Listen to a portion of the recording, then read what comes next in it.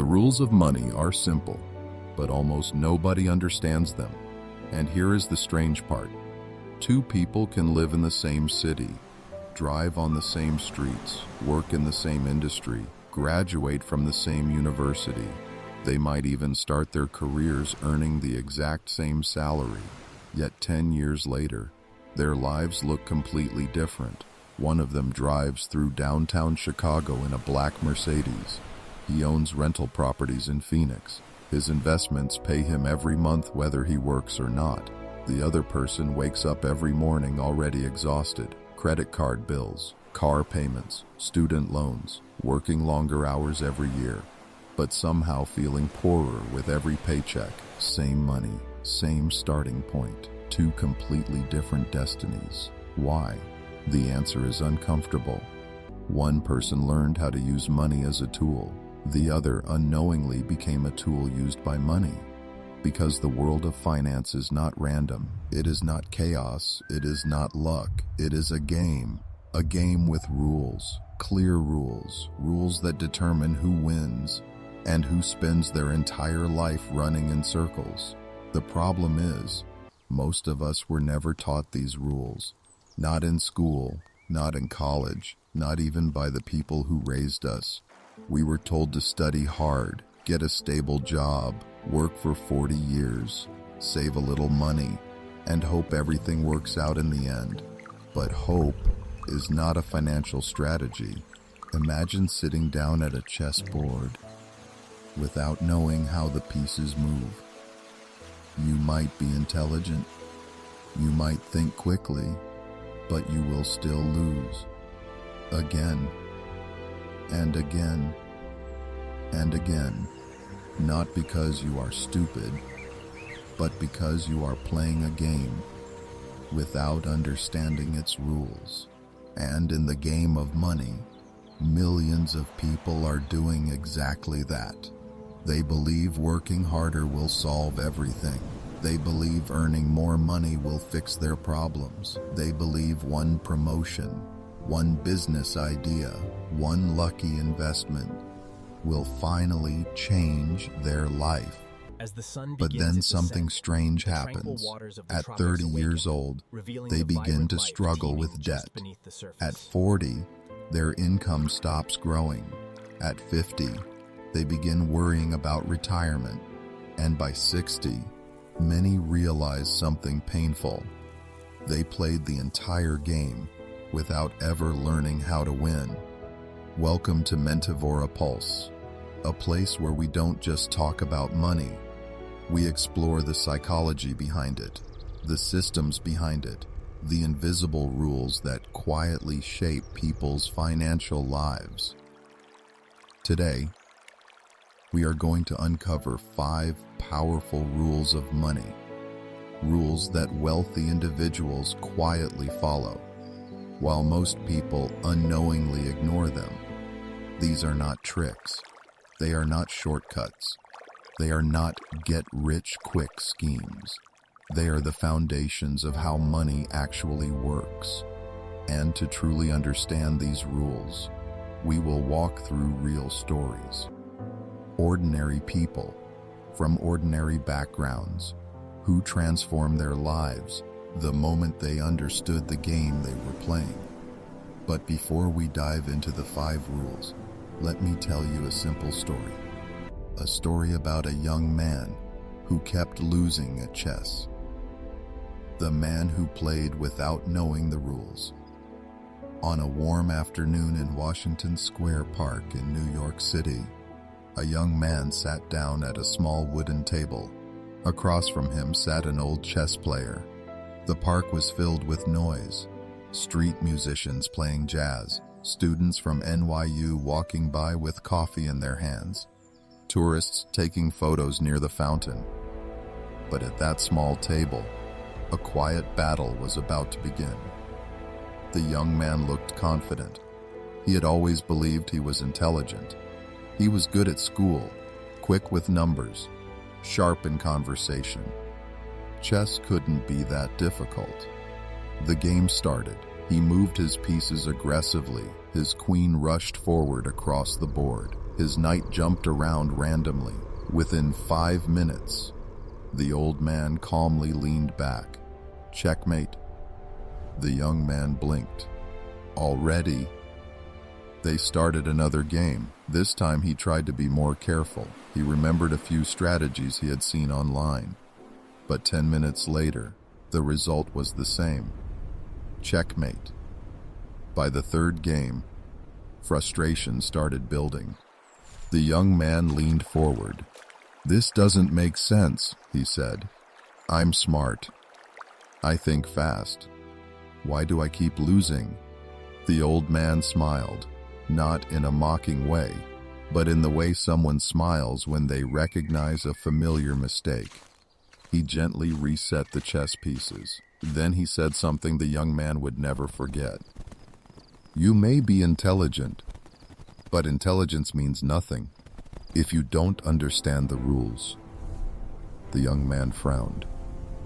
"What do you mean?" The old man pointed at the board. "You moved the queen like a pawn. You pushed your knight like a rook. You attacked without understanding the structure of the game." He paused for a moment, then added quietly, "You are not losing because your opponent is better. You are losing because you never learned how the game works." The young man sat silently. Something about those words hit deeper than he expected, because suddenly he realized something uncomfortable. This wasn't just about chess. In the world of money, millions of people are exactly like that young man. They step into adulthood with confidence. They get jobs. They earn money. They work long hours. They make financial decisions, but they are playing a game without ever learning the rules. They buy things that make them look wealthy while secretly becoming poorer. They earn higher salaries, yet somehow feel more financially trapped. They believe saving money alone will secure their future, while inflation quietly eats away at their purchasing power, and slowly, year by year, without realizing it, they begin losing the game. Not because they are lazy, not because they lack intelligence, but because no one ever showed them the rules of money. And once you understand the rules, everything changes, because suddenly the chaos begins to make sense. The financial world stops feeling random. Patterns appear, opportunities appear, mistakes become easier to avoid, and for the first time, you are no longer reacting to money. You are controlling it. Today we will uncover 5 rules, 5 invisible principles that quietly separate those who build wealth from those who spend their entire lives chasing it. The first rule is the most important one of all. It is the rule that determines whether money works for you or whether you spend your life working for money. It is called the law of cash flow. And once you understand it, you will never look at money the same way again. The first law of money: cash flow. In the summer of 2011, a young engineer named Daniel Carter moved to Austin, Texas. He had just graduated from the University of Texas with a degree in civil engineering. Like many young professionals in America, Daniel believed he had done everything right. He studied hard. He earned his degree. He landed a respectable job at a construction firm near downtown Austin. His starting salary was $62,000 a year. To him, that felt like success. Every morning he drove down Interstate 35, past the skyline of Austin, coffee in one hand, optimism in the other. He worked long hours on construction sites, reviewing blueprints, inspecting foundations, coordinating contractors. His bosses liked him. His co-workers respected him, and every year his salary slowly increased. After 5 years, Daniel was earning close to $80,000 a year. From the outside, everything looked perfect. He rented a modern apartment in East Austin, bought a new car, took vacations when he could, paid his bills on time. But something about his life quietly bothered him. Every month, his bank account returned to almost the same number. Income came in, money went out, rent, car payment, insurance, groceries, utilities, student loans, and then the cycle repeated, month after month, year after year. Daniel wasn't poor, but he wasn't getting richer either. It felt like running on a treadmill. Lots of movement, no real progress. Then in 2020, something unexpected happened. The pandemic hit. Construction projects slowed down across Texas. Budgets were cut. Contracts were delayed. And one afternoon, Daniel received a short email from his company. Temporary layoffs due to project suspension. Just like that, his steady income disappeared. For the first time since graduating, Daniel experienced something terrifying. Silence. No paycheck, no income, just bills.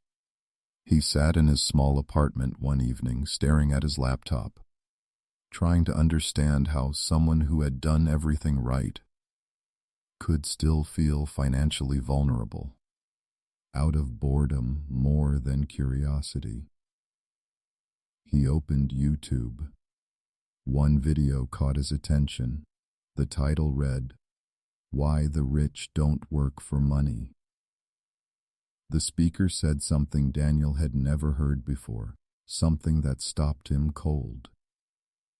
Most people focus on income, but wealthy people focus on cash flow. Daniel leaned closer to the screen. The speaker continued, "If you stop working and the money stops too, you don't have income. You have a job." Daniel sat back in his chair. That sentence echoed in his mind. If I stop working, does the money stop? The answer was obvious. Yes, immediately. That night, Daniel began learning something that schools rarely teach: the difference between income and cash flow. Income versus cash flow. Income is money you earn once. Cash flow is money that keeps coming back. Income is tied to your time. Cash flow is tied to assets. This is the first law of money. The wealthiest individuals in the world do not rely primarily on salaries. They build systems that generate continuous money. Examples of cash flow are everywhere once you start noticing them. A landlord in Phoenix collecting rent from 4 properties. An investor receiving quarterly dividends from stocks. A small business owner earning profits from a franchise location. An author collecting royalties from a book published years ago. A creator selling digital courses online. Money arriving, again and again, without requiring the same effort each time. The wealthy don't just earn money. They design ways for money to keep working. And once Daniel understood that idea, he realized something uncomfortable. He had spent nearly 10 years doing the opposite.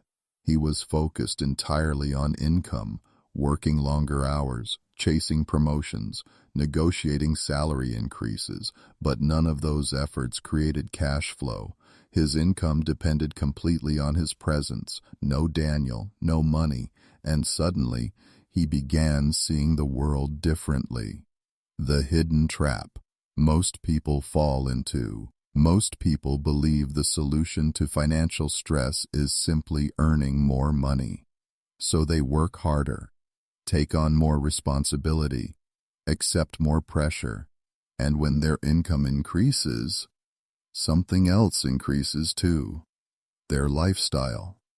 This phenomenon has a name: lifestyle inflation. A better salary leads to a bigger apartment, a nicer car, more expensive habits, more financial commitments. So even though income grows, freedom does not. In many cases, financial stress actually increases. Daniel realized this was exactly what had happened to him. His income had grown from $62,000 to $80,000, but his financial security had barely changed. He wasn't building wealth. He was simply maintaining a slightly more expensive version of the same life. The problem wasn't how much money he earned. The problem was what his money was doing, or more precisely, what it wasn't doing. It wasn't producing more money. It was simply being spent. The goose and the golden eggs. There is an old story about a farmer who owned a goose that laid golden eggs. Every day, one golden egg appeared. The farmer became impatient. He wanted all the gold at once. So he killed the goose, and in doing so, destroyed the source of his wealth. Most people unknowingly repeat this mistake with money. They receive income, then immediately spend it on consumption. Cars, gadgets, luxury items, temporary pleasures. Every paycheck becomes another goose, killed for a single meal. Wealthy individuals think differently. Instead of consuming the goose, they protect it, feed it, grow it, and allow it to continue producing golden eggs for years. In financial terms, the goose is an asset, and the golden eggs are cash flow. Daniel's first asset. Once Daniel understood this principle, he made a decision. He would stop focusing only on income and start building cash flow. His first step was small. He saved aggressively for almost a year, reduced unnecessary spending, sold his expensive car, moved to a cheaper apartment. Then in 2022, he purchased a small duplex property outside Austin. The price was $310,000. It wasn't glamorous. The building was older. The neighborhood was quiet. But the numbers worked. 2 rental units, each paying $1,100 per month. After expenses, Daniel earned roughly $500 monthly cash flow. It wasn't life-changing, but it was something new. For the first time in his adult life, money arrived, even when he wasn't working. That feeling changed everything. Because Daniel realized something powerful. Cash flow is not about getting rich overnight. It is about changing the direction of money. Instead of money flowing away from you, it begins flowing toward you. And once that direction changes, wealth becomes a matter of time.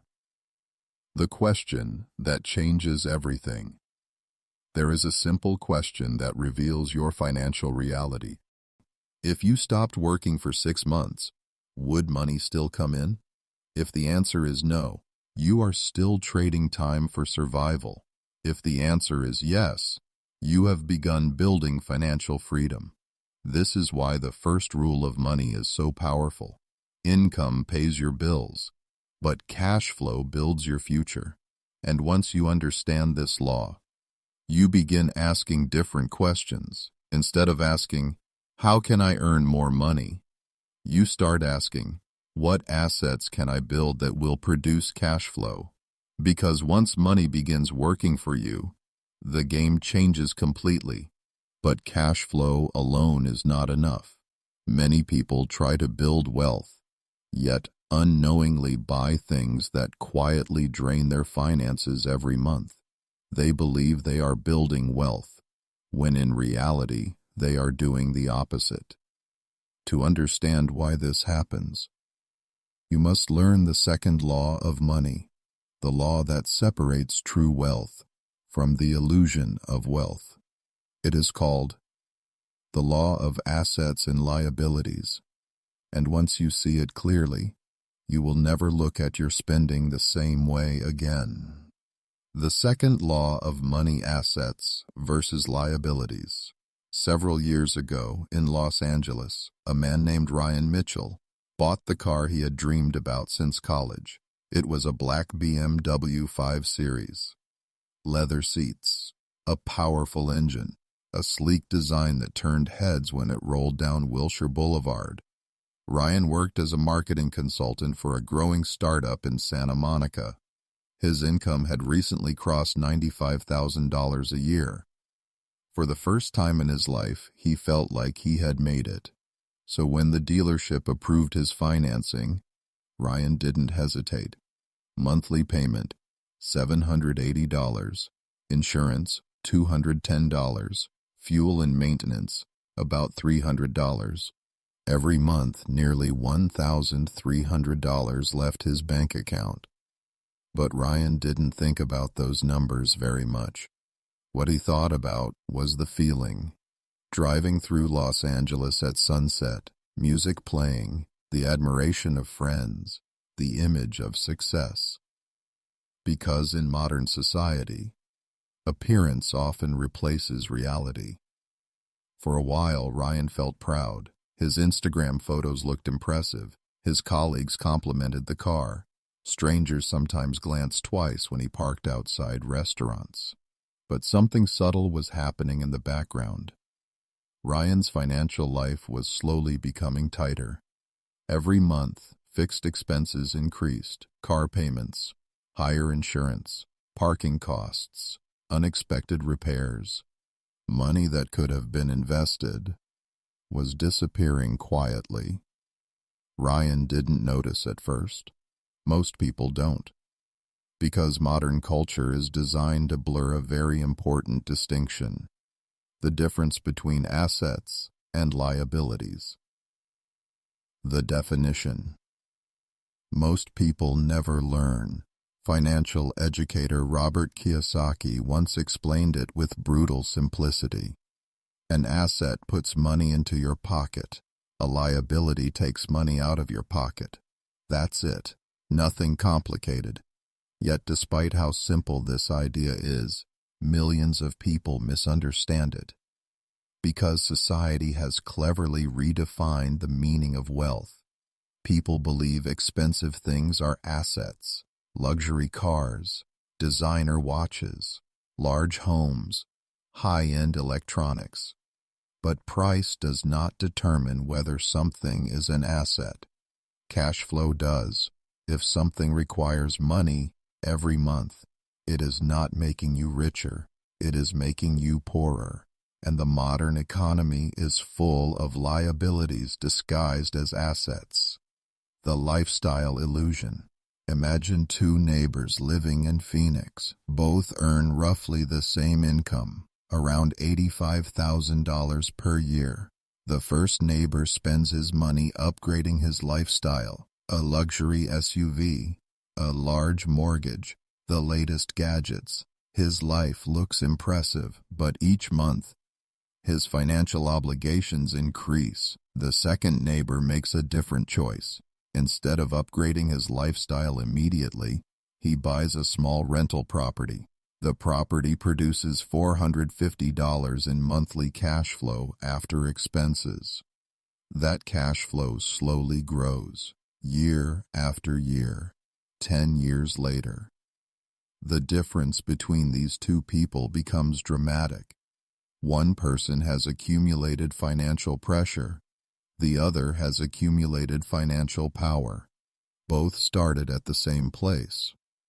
But one bought liabilities. The other built assets. Why liabilities feel so attractive? Liabilities appeal to emotion. They provide immediate gratification. A nicer car, a bigger apartment, a luxurious lifestyle. These purchases create a sense of progress, a feeling of success. But the problem is subtle. They create the appearance of wealth without building the foundation of wealth. This is why many people earning six figures still feel financially trapped. Their income increases, but their expenses increase faster, and over time, the pressure builds. Bills become obligations. Obligations become stress. Stress becomes a feeling of being stuck, not because income is low, but because liabilities are high. The strategy the wealthy use. Wealthy individuals reverse the order. Instead of buying luxuries first, they build assets first. They focus on investments that produce income, rental properties, dividend stocks, business ownership, intellectual property, digital products, anything capable of producing ongoing cash flow. Once those assets grow strong enough, they begin paying for luxuries. The car, the house, the travel. Everything is funded by assets, not by salaries. This difference may seem small, but it changes everything. Because assets expand freedom, liabilities restrict it. Ryan's realization. 2 years after buying the BMW, Ryan attended a small financial workshop in Pasadena. During the seminar, the speaker asked a simple question. What do you currently own that pays you every month? Ryan thought carefully. His apartment did not. His car certainly did not. His electronics did not. Almost everything he owned required money instead of generating it. The realization hit him harder than he expected. He wasn't building wealth, he was building expenses. And that night, Ryan made a decision. He sold the BMW, not because he hated the car, but because he finally understood the cost. The money saved from the car payments became his first investment fund. Within a year, Ryan purchased shares in several dividend-paying companies. Companies like Johnson & Johnson, Procter & Gamble, and Coca-Cola.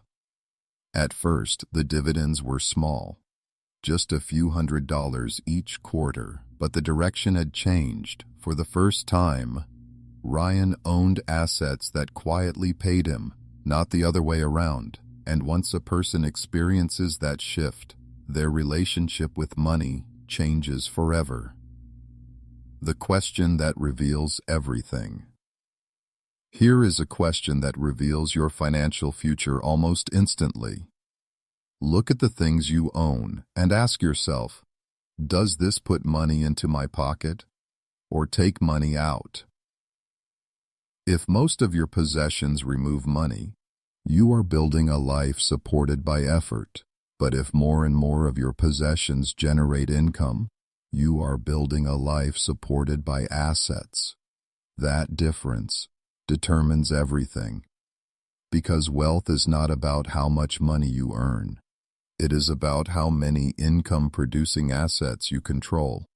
But even assets have limits. One person working alone can only build so much. There are only 24 hours in a day. And this leads us to the third rule of money, a rule that explains why some people work endlessly, while others seem to generate enormous wealth with far less effort. The third rule is about leverage and systems.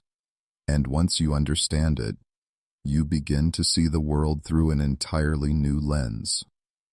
The third law of money: systems and leverage. On a rainy morning in Seattle, the smell of coffee filled the air along Pike Street. Commuters rushed toward office buildings, umbrellas moved like waves across the sidewalks, and on one corner stood a small coffee cart. Behind the cart was a man named Ethan Brooks. Ethan woke up every morning at 4 a.m. Before the city opened its eyes, he was already grinding coffee beans, heating milk, preparing pastries. By 6:30 a.m., a line usually formed. Office workers from nearby buildings, tourists heading toward Pike Place Market, students from the University of Washington.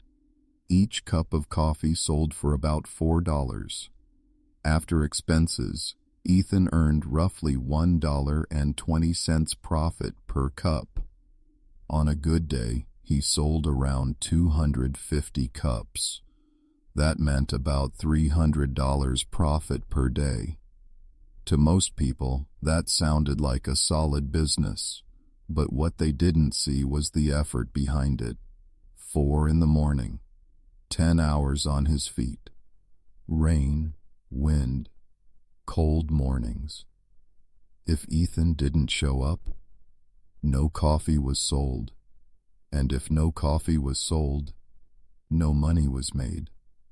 Ethan owned a business, but the business still owned his time. Just 2 blocks away, another coffee operation existed, but it looked very different. Instead of one cart, there were dozens of locations across Seattle, inside airports, near universities, along busy downtown streets. Each store sold hundreds of cups of coffee daily. But the founder of that chain rarely touched a coffee machine anymore. His name was Daniel Hayes. Daniel had once started just like Ethan. One small cafe, one location, long hours behind the counter. But instead of stopping there, Daniel built something different. A system. He developed standardized recipes, operational manuals, training programs, brand guidelines, supply chains. Eventually, he began offering franchise partnerships. Entrepreneurs could open their own coffee shops using Daniel's system. They would run the location, hire employees, serve customers, and in return, Daniel's company would receive a small percentage of every sale, maybe 40 cents per cup. It didn't sound like much, but when hundreds of locations sold thousands of cups every day, that small percentage turned into millions of dollars. Daniel no longer traded time for money. He built a machine that produced money at scale. And that difference reveals the third law of money: the power of leverage. The wealthy rarely rely on effort alone. They rely on leverage. Leverage means using tools that multiply your impact. Instead of doing everything yourself, you create structures that allow results to grow beyond your personal effort. There are 4 major forms of leverage used by wealthy individuals. 1. Human leverage. This means building teams. One person working alone has limits, but a team of skilled people can accomplish far more. A business owner with 10 employees can produce 10 times more output than one individual. A company with hundreds of employees can produce exponentially more. Human leverage transforms effort into scale. 2. Financial leverage. Money itself can become a tool. Banks lend capital. Investors fund expansion. Businesses borrow strategically to grow faster. Used wisely. Financial leverage accelerates growth. Used recklessly, it can destroy fortunes. That is why understanding leverage requires discipline. 3. Technology leverage.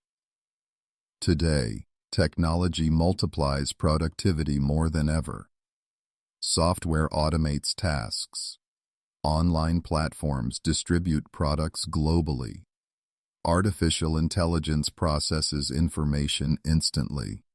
A digital product created once can be sold thousands of times. A video recorded today can generate revenue for years.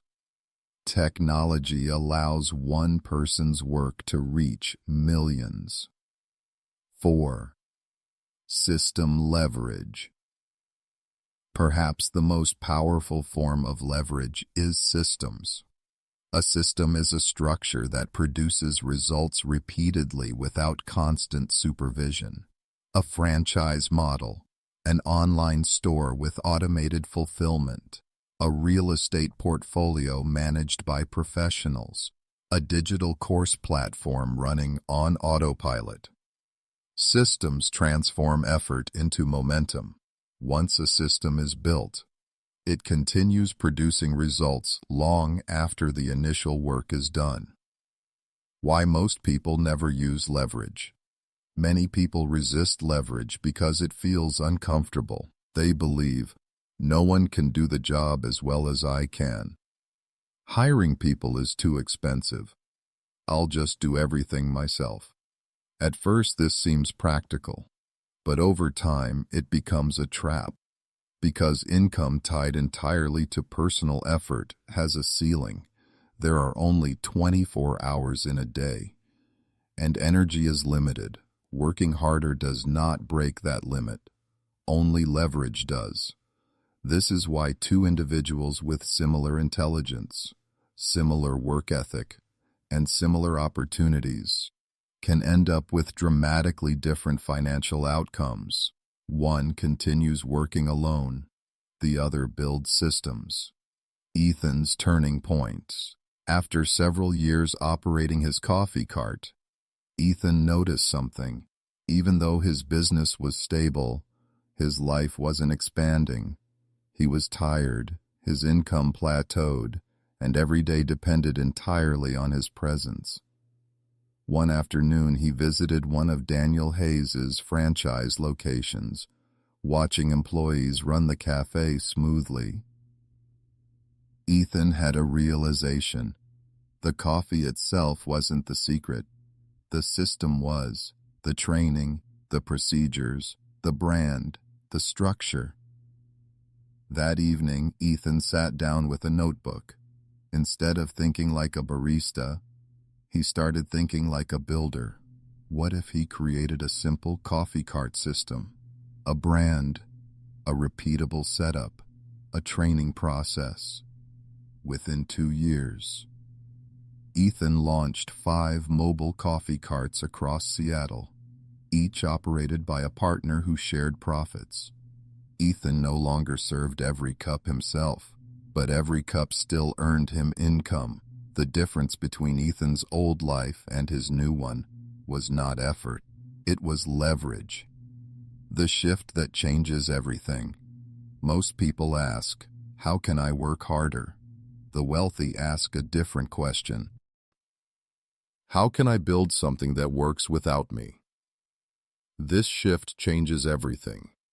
Because when systems and leverage enter your financial life, income stops depending entirely on your time, and when that happens, the ceiling disappears.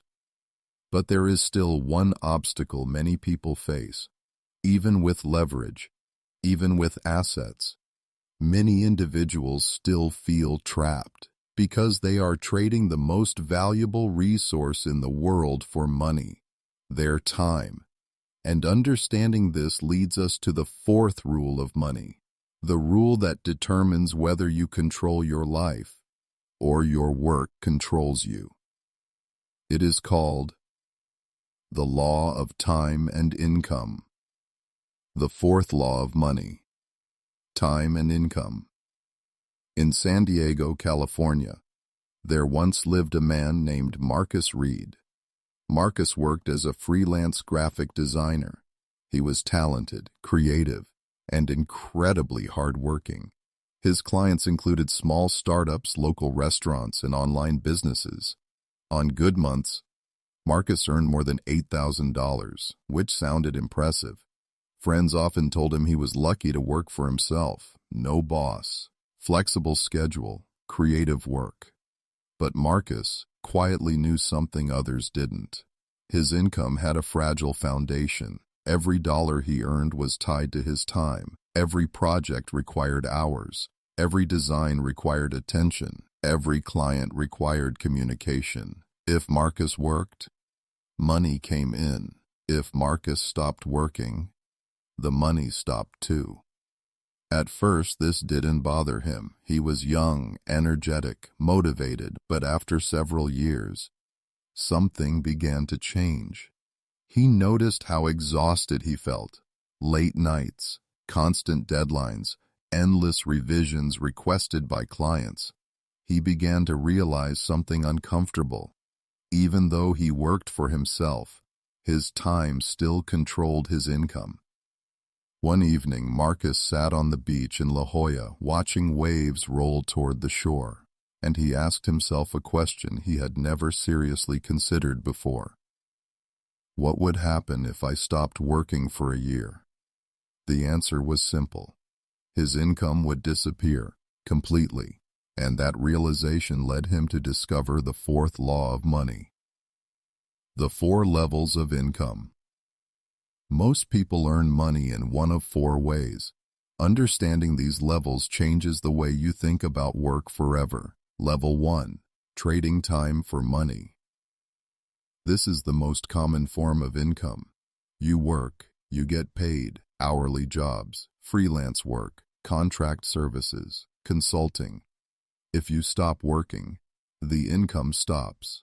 Millions of people live their entire lives at this level. There is nothing wrong with it, but it has one serious limitation. Time is finite. Level 2. Income from products. At this level, income becomes slightly more scalable.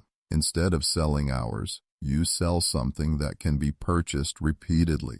A book, an online course, a physical product, a piece of software.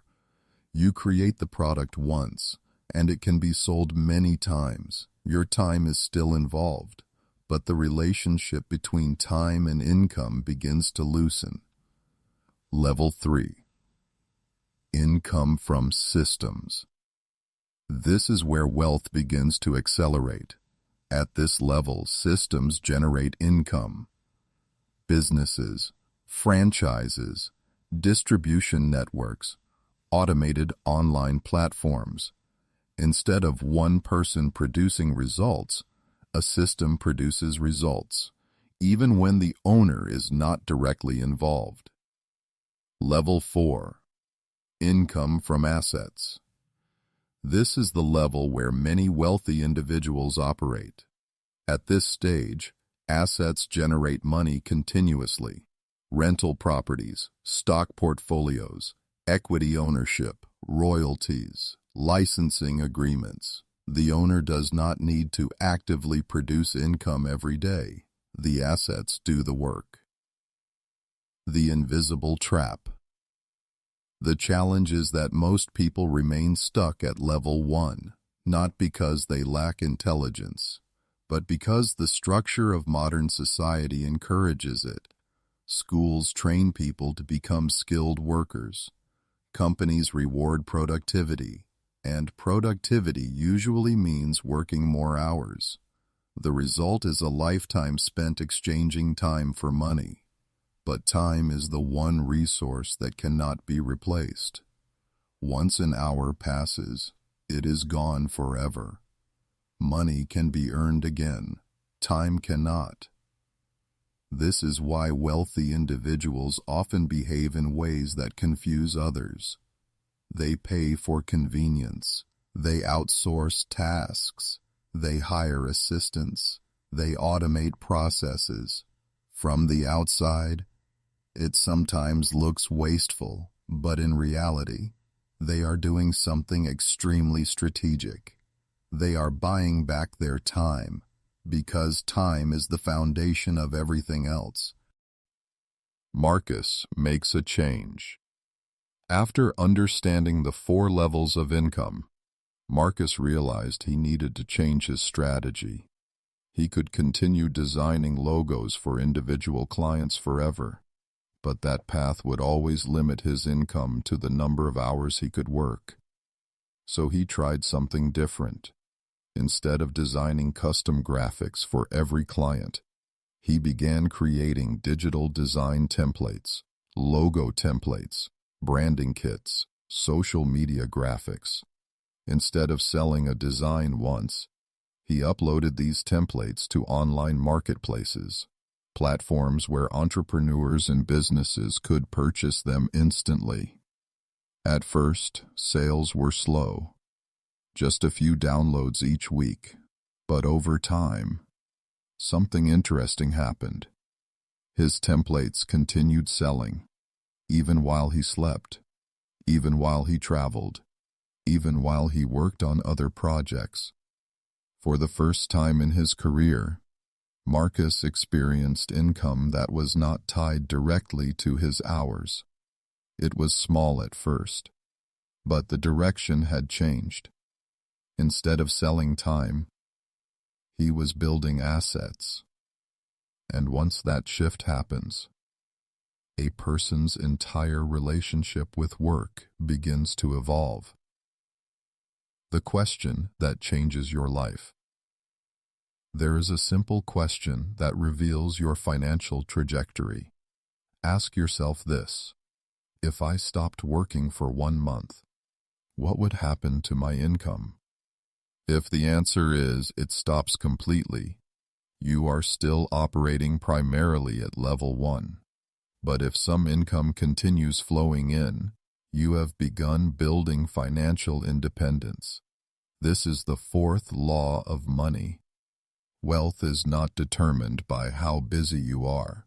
It is determined by how much income exists independently of your time. Because the ultimate goal is not simply earning money. The ultimate goal is gaining control over your life. But even people who understand assets, systems, and time leverage can still lose everything. Because money is not just a mathematical game, it is also a psychological one. Fear, greed, panic, euphoria. These emotions silently drive many financial decisions, and understanding them leads us to the 5th and final law of money, a rule that explains why millions of people lose money in markets every year, even when the opportunities are obvious. It is called the law of crowd psychology, and mastering it may be the difference between building wealth or watching it disappear. The 5th law of money: crowd psychology.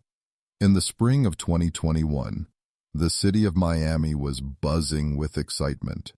Restaurants were full. Luxury cars rolled down Brickell Avenue, and everywhere you went, people were talking about one thing: crypto. At rooftop bars overlooking Biscayne Bay, conversations sounded like this: Bitcoin is going to $100,000. Ethereum will change the world. My friend just made $50,000 in a month. Even people who had never invested in anything before were suddenly opening trading apps on their phones. Uber drivers were discussing altcoins. College students were trading crypto between classes. Retirees were asking their grandchildren how to buy digital tokens. Money was flowing into the market at a breathtaking speed. Prices climbed higher every week, and with every new high, confidence grew stronger. Because in financial markets, success spreads like a virus. When people see others making money, they begin to believe they must join the opportunity immediately. No one wants to be left behind. This emotion has a name: FOMO, fear of missing out. And FOMO is one of the most powerful forces in financial markets, but it is also one of the most dangerous. The pattern of every financial bubble. Financial history repeats itself in surprisingly predictable ways. First, a new opportunity appears. Something innovative, something exciting. Railroads in the 1800s, dot-com companies in the late 1990s, real estate before the 2008 financial crisis, cryptocurrency in the 2010s. At the beginning, only a few people notice. Early investors study the idea carefully. They take calculated risks. Sometimes they earn extraordinary returns. But then something changes. Media coverage increases. Social media spreads stories of overnight success. Friends tell friends. Co-workers tell co-workers. Soon, everyone is talking about the opportunity. And when everyone talks about the same investment, The crowd begins moving together. Prices rise quickly, then faster, then even faster. At this stage, something strange happens. The investment itself stops being the focus. Emotion becomes the driver. Greed, excitement, hope. The belief that prices will only go up. And this is the moment when the crowd becomes the most dangerous force in finance. Because when people act as a crowd, they stop thinking individually. They stop asking critical questions. They follow momentum, until eventually, the momentum breaks. And when it does, the crowd runs in the opposite direction just as quickly. Fear replaces greed. Panic replaces confidence. And prices collapse. The lesson from Wall Street bets. In early 2021, something remarkable happened on the internet. A group of small investors gathered on a Reddit forum called Wall Street Bets. Many of them were young traders, college students, retail investors, people trading from their phones. They noticed that several hedge funds had heavily shorted a video game retailer called GameStop. The stock price had been falling for years. Wall Street believed the company would eventually fail. But the online community saw an opportunity. If thousands of small investors bought the stock at the same time, the price could skyrocket. And for a brief moment, it worked.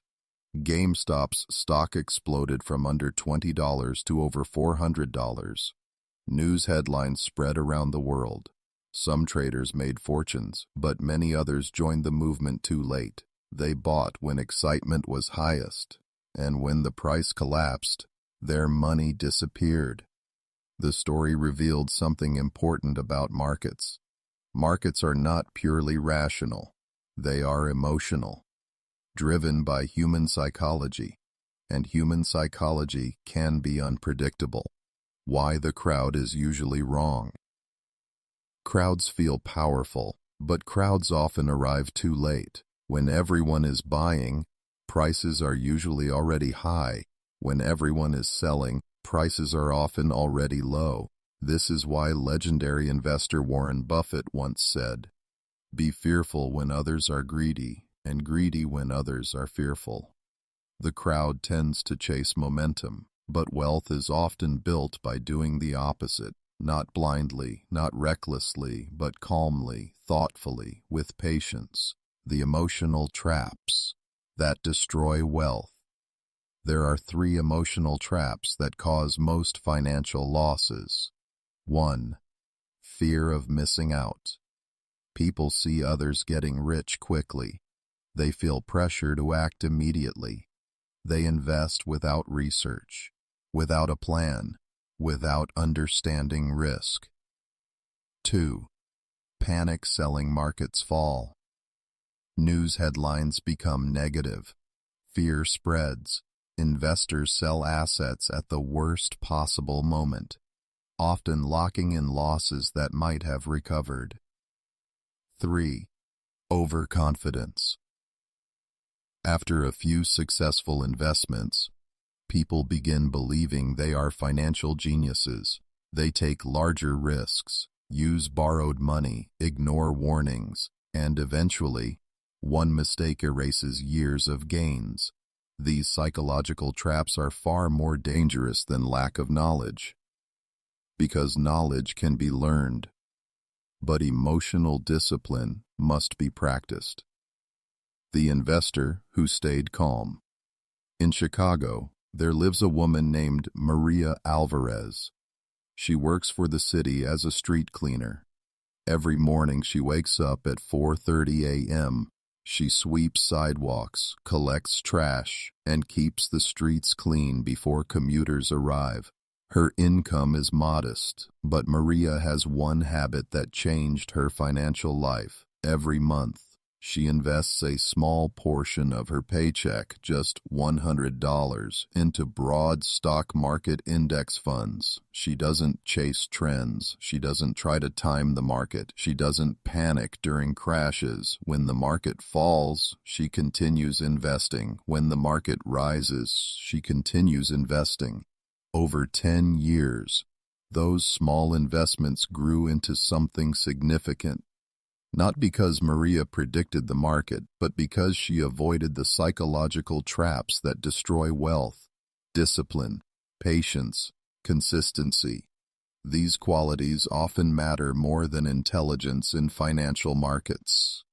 The final truth about money. By now, we have uncovered 5 powerful laws. The law of cash flow, the law of assets and liabilities, the law of systems and leverage, the law of time and income, and the law of crowd psychology. Together, they reveal a powerful truth. Money is not simply about numbers. It is about behavior. It is about decisions. It is about understanding the game being played. Because in the game of money, the biggest advantage is not intelligence. It is awareness, the awareness to recognize patterns, the discipline to control emotions, and the patience to build wealth slowly. But understanding these rules is only the beginning, because theory alone rarely changes lives. What truly transforms people are stories. Stories of ordinary individuals who learned these rules and applied them in the real world.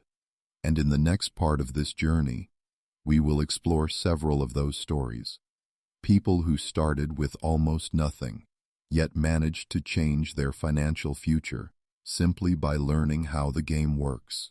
Their paths were different, their circumstances were different, but they all discovered the same truth.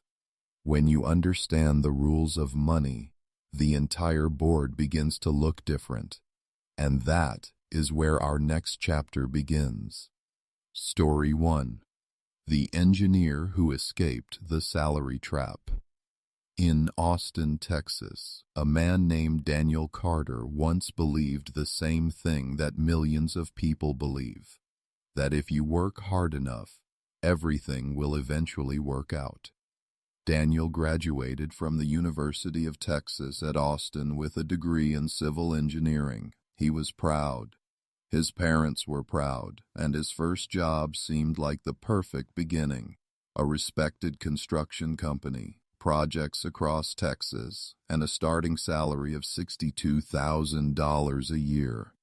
For a 24-year-old graduate, that felt like success. Every morning he drove past the growing skyline of Austin, cranes rising over new apartment buildings, construction everywhere. The city was expanding rapidly, and Daniel felt like he was part of that growth. His days were busy, inspecting construction sites, reviewing structural plans, meeting contractors and project managers, sometimes working late into the evening to finish reports. The work was demanding, but Daniel didn't complain, because he believed something important. That hard work would eventually lead to financial freedom. Over time, his salary increased: $70,000, then $78,000, eventually close to $85,000 a year. Friends from college said he was doing well. His parents often told relatives how successful their son had become. But something about Daniel's life felt strangely unchanged. Every month followed the same pattern. Money came in. Then it left. Rent for his downtown apartment, car payment, student loans, insurance, groceries, utilities, a few dinners out with friends. Then the cycle began again. Income came in. Money went out. Again and again and again. 10 years passed almost unnoticed. Daniel was now in his early 30s, still working long hours, still earning a good salary. Yet somehow, his financial position had barely improved. He had some savings, but nothing that could change his life, nothing that could support him if he stopped working. And then something unexpected happened. In 2020, the pandemic disrupted construction projects across Texas. Budgets were frozen. Developers delayed new buildings. One afternoon, Daniel received a message from his company. Temporary layoffs. Just like that, his income disappeared. For the first time in a decade, Daniel experienced something he had never truly considered before: financial vulnerability. He sat in his apartment one evening, looking at his bank account, doing the math. How long could his savings last? 6 months, maybe. 8 if he was careful. But after that, he didn't know. That realization disturbed him deeply, because Daniel had done everything society told him to do: study, graduate, get a stable job, work hard, and yet his financial security was still fragile. That night, while browsing the internet, Daniel stumbled across a financial lecture. The speaker said something simple, but it hit Daniel like a shock. Most people spend their lives working for money, but wealthy people build systems where money works for them. Daniel paused the video. The sentence kept echoing in his mind. Money works for them. He had never thought about money that way before. All his life, money had always been the reward for effort. You work, you get paid. No work, no money. But what if that wasn't the only way? Daniel began reading, watching financial education videos, studying investing and entrepreneurship. The first concept that truly changed his thinking was something called cash flow assets. Assets that produce income continuously. Real estate, businesses, dividend stocks, digital products. For the first time in his life, Daniel realized that income from a job was only one type of financial engine, and perhaps not the most powerful one. When construction projects resumed in 2021, Daniel returned to work. But his mindset had completely changed. Instead of spending most of his income, he began saving aggressively. He reduced unnecessary expenses, moved into a smaller apartment, sold his expensive car. Friends thought he was being overly cautious. But Daniel had a plan. After 18 months of saving, he purchased a small duplex property in San Antonio. The property was not glamorous. An older building, 2 small units. But the numbers made sense. Both units were rented. Each tenant paid $1,050 per month. After the mortgage, taxes, and maintenance, Daniel earned roughly $400 per month in cash flow. It wasn't a fortune, but it was something new. For the first time in his life, money was arriving even when he wasn't working. That feeling was powerful, because it proved something important. Financial freedom didn't appear suddenly. It began with small shifts, one asset, then another. Over the next 5 years, Daniel slowly expanded his investments. Another property, a small portfolio of dividend stocks. Eventually, a partnership in a construction supply business. His salary was still part of his income, but it was no longer the only source. Daniel had stopped playing the game the way he was taught. Instead of trading time for money forever, he began building systems that produced money continuously, and that changed the direction of his life. But Daniel's story is only one example, because the rules of money apply to people from every background. Some discover them through education, others through hardship. Some learn them early, others much later in life. The next story is about someone very different from Daniel, a single mother living in Dallas, Texas. No financial education, no wealthy connections, no investment capital. Yet she built something remarkable simply by learning how systems work. And her journey reveals a powerful truth. Sometimes the greatest financial breakthroughs begin in the smallest rooms. Story 2. The single mother who built a system. In a small apartment complex on the outskirts of Dallas, Texas, lived a woman named Lisa Thompson. Lisa was a single mother raising 2 children. Her son Jacob was 8 years old. Her daughter Emily had just turned 5. Every morning began the same way. At 5:30 a.m., Lisa woke up before the sun. She quietly made coffee in the kitchen. The apartment was still dark. Outside, the streetlights flickered above empty parking spaces. Lisa worked as a customer service representative for a logistics company near downtown Dallas. The job paid $17 per hour. It wasn't terrible, but it wasn't enough to feel comfortable either. Rent consumed nearly half her income. Groceries kept getting more expensive. School supplies, medical bills, children's clothing. Every dollar had a purpose before it even arrived. Like many parents in America, Lisa lived in a constant balancing act. Work, bills, responsibility. There was rarely time to think about the future. Most days were simply about surviving the present. But one evening, something small happened, and it changed everything. The moment of realization.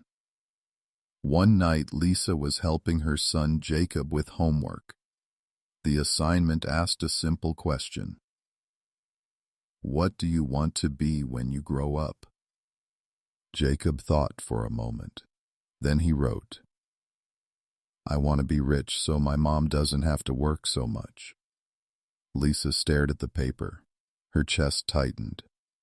Jacob wasn't complaining. He wasn't angry.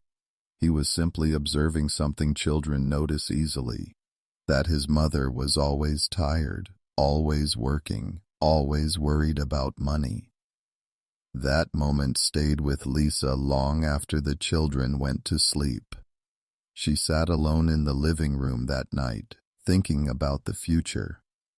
She realized something she had avoided for years. If nothing changed, her life would look exactly the same 10 years later. Same job, same stress, same financial pressure, and she didn't want her children to grow up believing that struggle was the only path. Something had to change. Discovering the power of systems, Lisa began searching online for ways people earned extra income. At first, she found the usual things: part-time jobs, delivery driving, weekend work. But those ideas didn't solve the real problem. They simply required more time, and Lisa already had very little of that. Then one night she came across a video discussing something called digital products that could be created once and sold repeatedly online. E-books, printable planners, templates, courses, things that didn't require shipping, things that didn't require inventory. The idea fascinated her because for the first time she saw something different from the usual advice. Instead of selling hours, people were creating systems. Small engines that could generate income over time. Lisa didn't know anything about business, but she did know something useful: organization. As a busy mother managing 2 children and a job, she had developed dozens of practical planning methods: meal schedules, weekly chore charts, school activity planners, budget sheets. So she had a simple idea. What if other parents needed tools like these too? The first attempt. Lisa opened her laptop late one night, after the children had gone to sleep. Using free design software, She created a simple weekly family planner template. Nothing fancy, just clean, organized layouts, meal plans, task lists, family schedules. She uploaded the file to an online marketplace where people sold digital downloads. The price? $4.99. At first, nothing happened. Days passed. Then one morning, Lisa received a notification on her phone. Someone had purchased her planner. She earned about $3.50 after fees. It wasn't much, but the feeling was powerful because something extraordinary had just happened. She earned money from something she created once, without clocking in, without commuting, without answering a customer service phone. Lisa kept experimenting. She created more templates, budget planners, homework trackers, family calendars. Over time, small sales began to appear more frequently, a few dollars here, a few dollars there. Then something unexpected happened. One of her templates began gaining popularity. Parents started recommending it in online forums. Orders increased, then increased again. Within 2 years, Lisa's digital products were earning over $2,000 per month. Not millions, not overnight success, but something meaningful. Because that income arrived regardless of whether Lisa was sitting at her desk answering phone calls. She had built a system. The power of small systems. The lesson from Lisa's story is simple. Financial systems don't always start large. Sometimes they begin as small experiments. A digital product, a side business, a rental property, a content channel, something that grows quietly over time. Many people dismiss small opportunities because the beginning looks insignificant. A few dollars, a few customers, a small project. But small systems have something powerful. They can grow, they can compound, and most importantly, they can eventually operate without constant effort. The moment everything changed. 3 years after uploading her first planner template, Lisa experienced something she had never imagined. Her digital store began generating more income than her full-time job.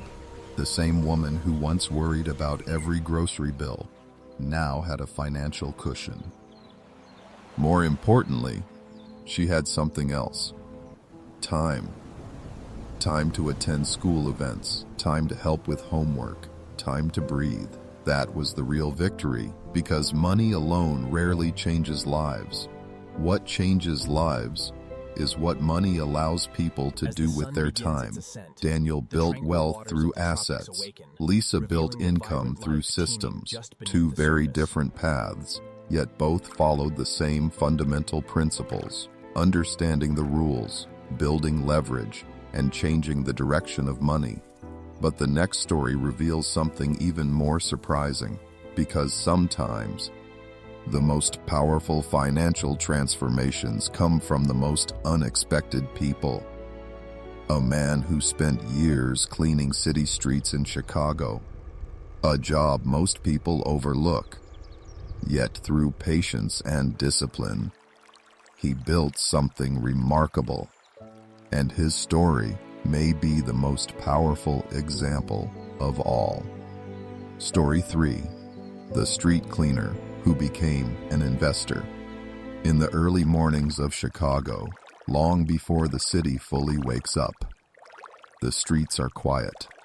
Street lights reflect off the wet pavement.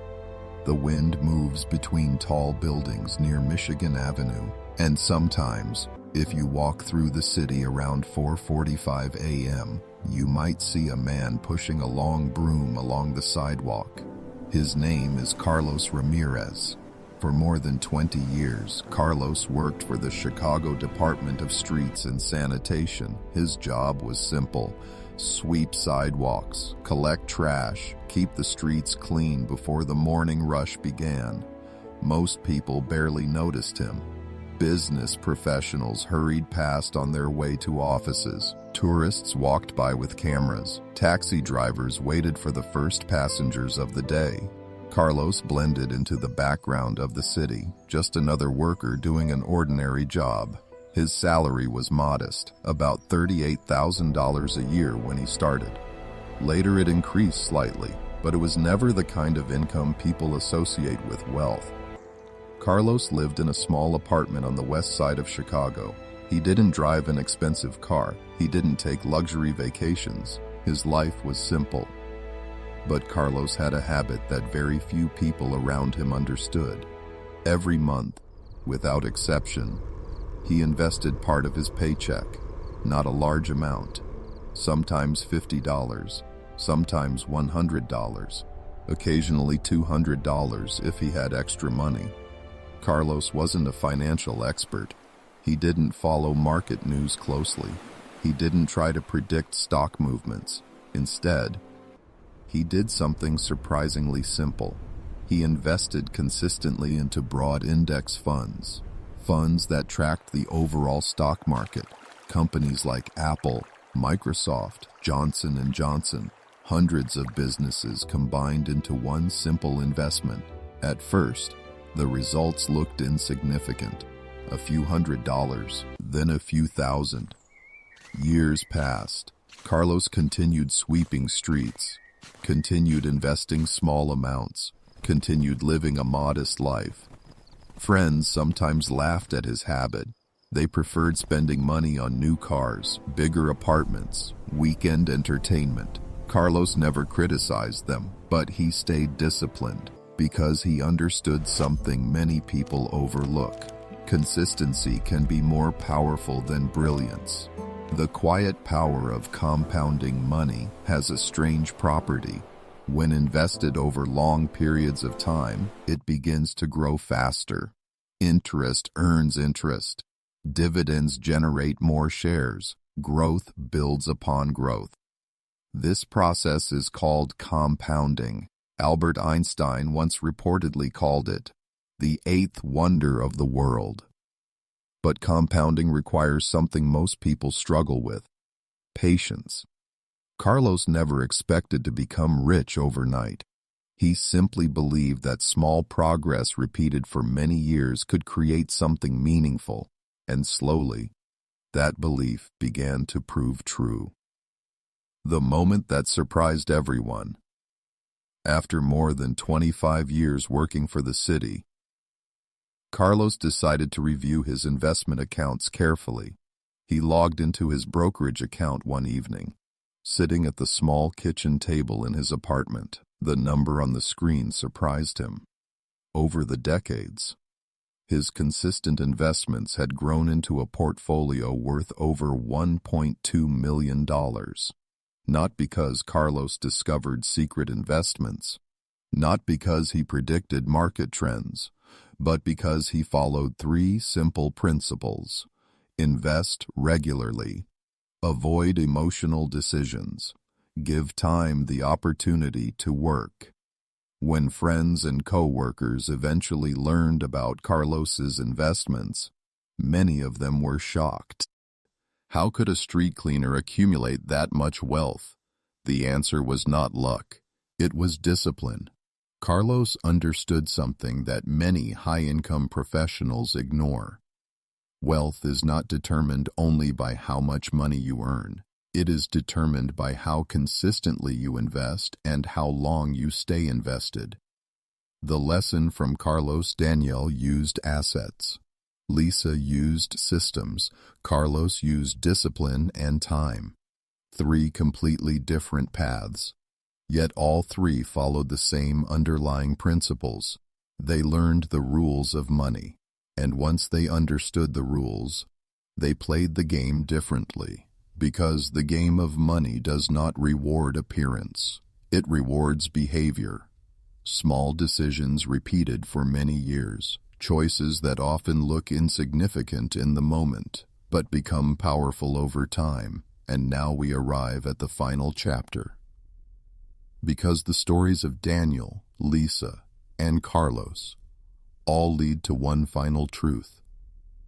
Money is not just a resource. It is a game played across decades, a game where patience often defeats speed, and understanding the rules is the difference between winning or unknowingly playing against yourself. In the final chapter, we will bring everything together, the 5 laws, the lessons from these stories, and the simple shift in thinking that can change the direction of your financial life forever. Because once you truly understand the game of money, you begin to see the world differently, and that is where our journey ends. In the game of money, if you walk through Wall Street in New York City, you will see towering buildings made of steel and glass. Inside those buildings, billions of dollars move every single day. Stocks are traded, companies are valued, fortunes are made, fortunes are lost. From the outside, the financial world can look incredibly complicated. Charts, data, economic forecasts, endless analysis. But beneath all of that complexity, the game of money follows a surprisingly simple structure. It is a game built on rules that quietly shape the lives of millions of people. Some individuals spend their entire lives playing this game without ever realizing it exists. Others learn the rules, and everything begins to change. The 5 laws revisited. Throughout this journey, we discovered 5 powerful laws, each one revealing a different part of how money truly works. The first law was cash flow, money that continues to arrive even when you are not working. The difference between temporary income and lasting financial engines. The second law was assets and liabilities. Understanding that not everything expensive creates wealth. Some purchases produce income, others quietly drain it. The third law was leverage and systems. Recognizing that wealth rarely grows through effort alone, it grows through structures that multiply results. Businesses, technology, teams, systems that operate beyond a single person's time. The fourth law was time and income. Learning that the most valuable resource in life is not money, it is time. And the ultimate purpose of financial success is gaining control over how that time is used. The fifth law was crowd psychology. Understanding that markets are driven not only by logic, but by human emotion, fear, greed, panic, excitement. Those who master their emotions often outperform those who simply chase trends. The illusion. Most people live in modern society often teaches a very narrow definition of success. Work hard, earn more money, upgrade your lifestyle, repeat. But this cycle can quietly trap people for decades. Income rises, expenses rise, responsibilities grow, and the sense of freedom remains distant. Many people reach their 50s, still feeling financially uncertain, not because they lacked intelligence, not because they lacked work ethic, but because they were never taught the rules of the game. They were told how to earn money, but not how to make money work for them. The small decisions that change everything. What truly separates different financial outcomes is rarely one dramatic moment. It is small decisions repeated over long periods of time. Daniel buying his first rental property, Lisa creating a simple digital planner, Carlos investing a small portion of every paycheck. None of those decisions looked extraordinary in the beginning, but over years they created momentum, because money behaves like a river. If it constantly flows away from you, financial pressure grows, But if you slowly redirect the flow so that more money begins moving toward you, wealth begins to accumulate. The direction of the flow matters more than the speed. The real meaning of wealth. Many people believe wealth is measured by luxury, expensive homes, sports cars, private jets, but those things are only symbols. The real meaning of wealth is something quieter. Wealth is control over your time, the ability to decide how your days are spent, the ability to help people you care about, the ability to pursue work that feels meaningful. Money is not the final goal. It is simply a tool that creates freedom. The long game. The game of money is not a sprint. It is a marathon played across decades. Those who rush often make emotional decisions. They chase trends. They take unnecessary risks. They look for shortcuts. But the individuals who quietly build lasting wealth usually follow a different path. They think long-term. They stay patient. They continue building assets year after year. Progress that seems slow at first eventually becomes powerful because time amplifies good decisions, just as it amplifies bad ones. A different way to see the world. Once you understand the rules of money, you begin noticing patterns everywhere. You see the difference between income and cash flow. You recognize assets hidden inside ordinary opportunities. You notice systems behind successful businesses. You see how emotions influence financial decisions. And slowly, you begin playing the game differently, not because your intelligence changed, but because your awareness did. One final question. So before we end this journey, ask yourself a simple question. If your life continued exactly the way it is today, where would you be financially in 10 years? Would you be closer to freedom or still running on the same treadmill? Because the future rarely changes by accident. It changes when decisions change.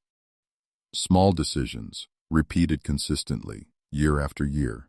The game of money will continue whether we understand it or not. But once you learn the rules, you no longer move blindly across the board. You begin making deliberate moves. And over time, those moves shape a completely different future. Thank you for staying with this story all the way to the end. Now I'm curious about you. Which of these 5 law